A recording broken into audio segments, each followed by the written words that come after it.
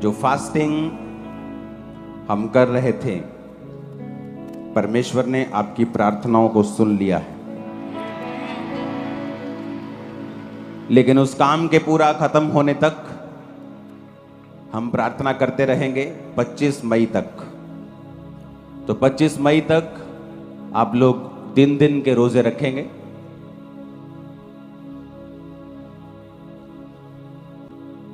यीशु मसीह ने कहा मेरा घर प्रार्थना का घर कहलाएगा। क्या कहलाएगा? क्या कहलाएगा? प्रार्थना का घर कहलाएगा। आप जब एक दूसरे के लिए प्रार्थना करेंगे, आप चर्च के लिए प्रार्थना करेंगे, आप खुद अपने कामों को होता हुआ देखेंगे। 25 मई तक हम दिन दिन के रोजे रखेंगे और प्रभु से कहेंगे कि जो काम आपने किया है उसे कंप्लीट कर दें। और उसके बाद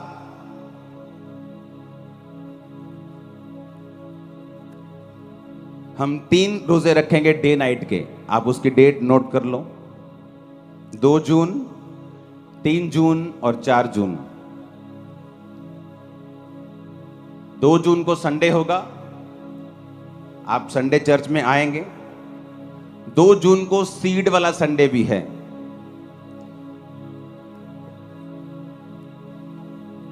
टेन टीम पीछे अगर धूप हुई और लोग धूप में बैठे अगले संडे से, तो मीटिंग के बाद मैं आपको धूप में खड़ा करूंगा 1 घंटा। आप देख रहे हो हॉल बन रहे हैं बाहर भी, ये सारे पिलर्स जो हैं वो हॉल के हैं और 2 महीने में ये रेडी हो जाएगा। वो अंदर वाला तो बहुत जबरदस्त एक चीज बन रही है, उसे टाइम लगता है, लेकिन ये वाला एक सिंपल हॉल है, जल्दी बन जाएगा। तो गर्मी का मसला खत्म हो जाएगा 2 महीने में। तो यहाँ पानी वाले पंखे वगैरह लग जाएंगे अंदर, वो सारा सिस्टम बन गया है, सब तैयारी है, सब ऑन है। इसका जो ये टेम्परेरी हॉल ही इतना कॉस्टली है, इसमें 600 टन लोहा लगा होगा, मतलब 5-6 करोड़ का सिर्फ इसमें लोहा लगा है। तो आपको सीड की डिमांड नहीं की गई क्योंकि चर्च अपना काम करती जा रही थी, लेकिन 2 जून को आपको सीड के साथ आना पड़ेगा।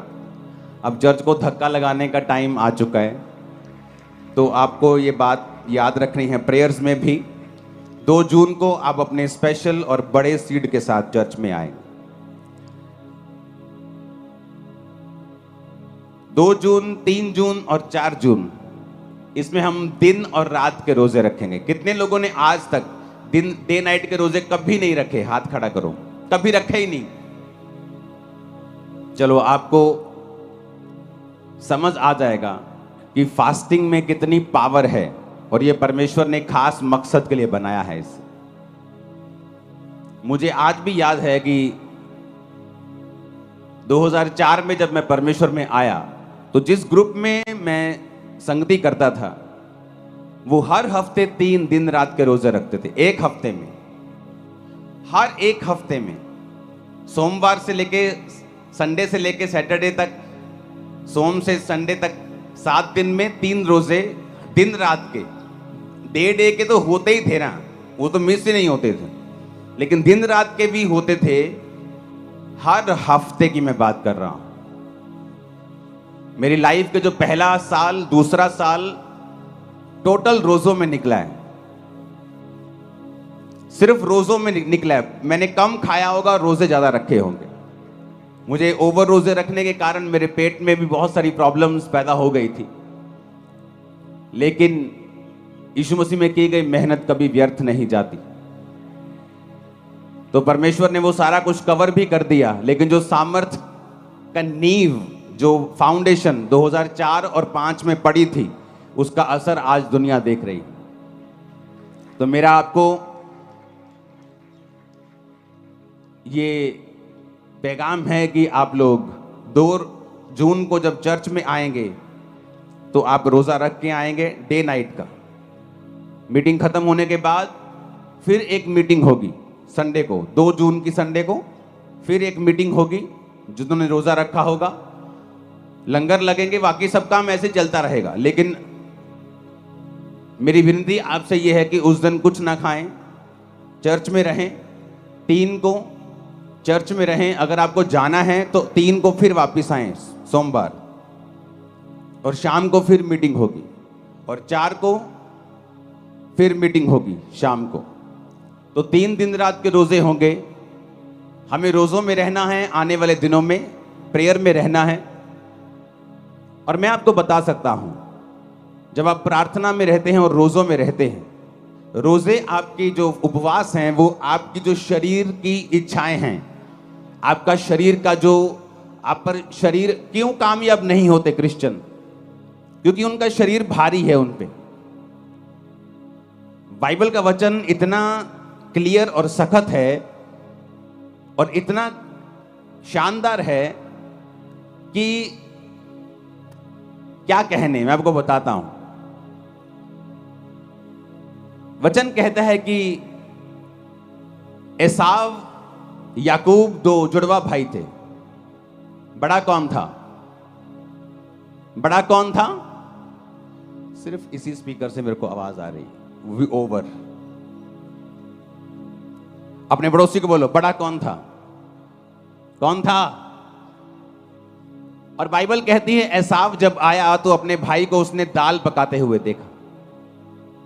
कहता है दाल मुझे चाहिए। कहता है दाल तुझे दे दूंगा, लेकिन तू बड़ा है। जुड़वा थे पहले, वो आया था। कहता तू बड़ा है तो तू ऐसा कर, अपने बड़े होने का पद मुझे बेच दे। याकूब ने कहा तू बड़ा है तो अपना पद मुझे दे दे, मैं दाल तुझे दे दूंगा। और वचन कहता है कि एक बार के भोजन के बदले में उसने अपने बड़े होने के पद को बेच दिया। और जब आशीष पाने के लिए निकला अपने बाप से, क्योंकि बड़ों को ज्यादा आशीष मिलती थी पहलोठों को, तो लिखा वो आशीष पाने के योग्य नहीं ठहरा। आंसू बहाने पर भी, तौबा करने पर भी उसे कोई भी आशीष नहीं मिली। क्यों? क्योंकि उसने शरीर को फॉलो किया था।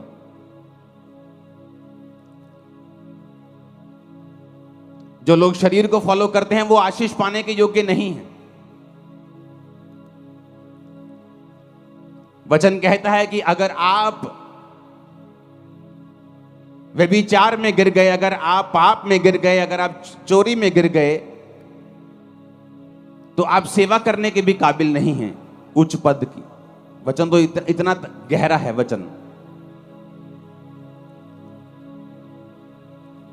तो शैतान लोगों को नाकामयाब कैसे करता है? उनको शरीर के पीछे लगाता है, उनको पाप के पीछे लगाता है, डर के पीछे लगाता है, लोभ के पीछे लगाता है, लालच के पीछे, घमंड के पीछे, व्यभिचार के पीछे। और रोजे के उपवास क्या करता है? जब आप उपवास करते हैं, उपवास आपके शारीरिक जो आपका बॉस बन गया शरीर। अगर शरीर ने कह दिया कि रात को आपको मोबाइल देखना ही देखना है, गंदी फिल्म देखनी ही देखनी है, तो आप उसको करते हैं, क्योंकि आपका शरीर भारा है, आपकी स्पिरिट हल्की है। आपका बॉस आपका शरीर है। और इसीलिए जब आत्मिक कामों में आप जाते हैं, जब आपको एक ब्रेक थ्रू की जरूरत होती है, जब आपको एक हीलिंग की जरूरत होती है, जब आपको परमेश्वर का हाथ चाहिए होता है, तब क्या होता है? तब आप चाहते हुए भी कुछ नहीं कर सकते, क्योंकि आपकी आत्मिक जो जिंदगी है वो कमजोर है। और जब आपको जरूरत होती है आप कुछ कर नहीं पाते हैं। अपने हाथों को उठाओ, प्रभु से कहो, खुदावंद